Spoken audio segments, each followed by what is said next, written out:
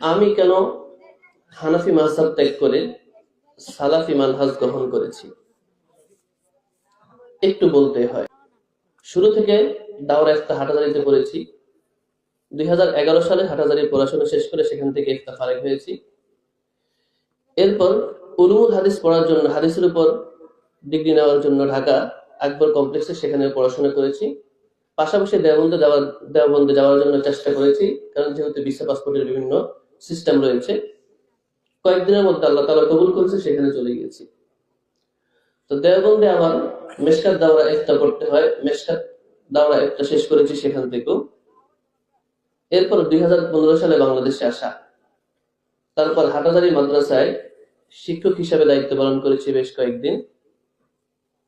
তারপর ঢাকা চলে আসা, ঢাকার সুনামধন্য বেশ বড় বড় মাদ্রাসায় দায়িত্ব পালন করেছি হাদিস বিভাগে। আমি প্রায় 7 বছরের বেশি সময় ধরে বুখারী সহ বিভিন্ন হাদিসের কিতাব পড়িয়েছি।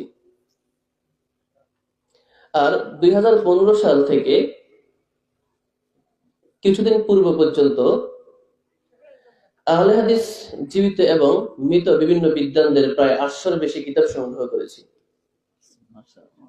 এমন কোন শায়েখ নেই সম্ভবত যাদের নাম যে কোনো মাধ্যমে জেনেছি, তাদের কিতাব সংগ্রহ করেছি। আর বিতর্কিত বিষয় নিয়ে আমার সবসময় পড়তে বলতে ভালো লাগতো। যে কোনো বিতর্কিত বিষয় নিয়ে জানতে খুব আগ্রহ ছিল আগে থেকেই। যার দরুন যত কিতাব সংগ্রহ করেছি আহলুল হাদিস বিদ্বানদের, এমন কোন কিতাব নেই যে শেষ করি নাই।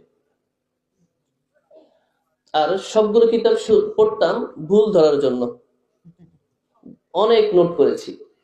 সবগুলো কিতাব ভুল খুঁজে খুঁজে বিশাল নোট করেছি। আর বিভিন্ন সময় বিতর্ক তো আছেই। সোশ্যাল মিডিয়ায় যারা বিতর্ক দেখেন শুনেন, তারা হয়তো অনেকে জানেন। আহলুল হাদিস সালাফি মানহাজের অনেক আলেমদের সাথে আমার তর্ক হয়েছে, বিতর্ক হয়েছে, বা নিজেও বিভিন্ন বিষয়ে বিভিন্ন ইখতিলাফি মাসালাকে নিয়ে অনেক বিতর্ক করেছি। আর সবথেকে দুঃখের বিষয় হলো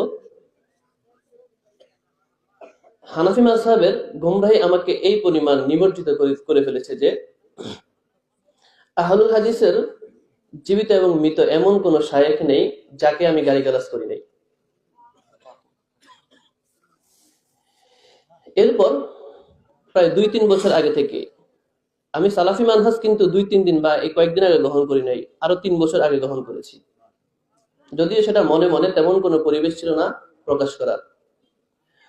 আরো প্রায় 3 বছর আগে